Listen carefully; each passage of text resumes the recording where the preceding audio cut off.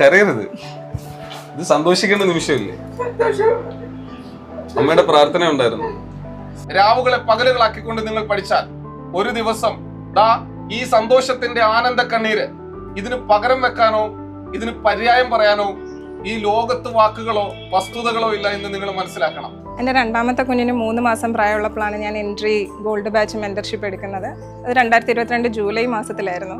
പിന്നീട് 2024 ജൂലൈയിലാണ് എക്സാം വരുന്നത്. അപ്പോൾ നോട്ടിഫിക്കേഷൻ വരാനൊന്നും നോക്കിയിരുന്നില്ല. അതിന് മുന്നേ പ്രിപ്പറേഷൻ സ്റ്റാർട്ട് ചെയ്തു.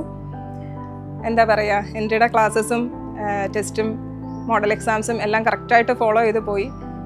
കുഞ്ഞ് ഉറങ്ങുന്ന ടൈമിലും കുഞ്ഞിന് പാല് കൊടുത്തിരിക്കുന്ന ടൈമിലും ഒക്കെയാണ് ഫോൺ ഉണ്ടല്ലോ കയ്യിൽ, അപ്പോൾ ഫോൺ യൂസ് ചെയ്തിട്ടായിരുന്നു കൂടുതൽ സമയം പഠനം. ആ സമയത്ത് ഹസ്ബൻഡിൻ്റെ വീട്ടിലും അമ്മ നല്ല സപ്പോർട്ടായിരുന്നു.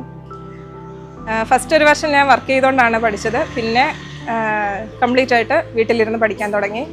എന്താ പറയുക, എന്നെ ഈ ഒരു വിജയത്തിലേക്ക് എത്തിച്ചതിന് ഇനി ഇപ്പോൾ ഞാൻ ആഗ്രഹിച്ചൊരു ജോലിയിലേക്ക് വളരെ അടുത്തെത്തിച്ചത് ടീം എൻട്രിയാണ്.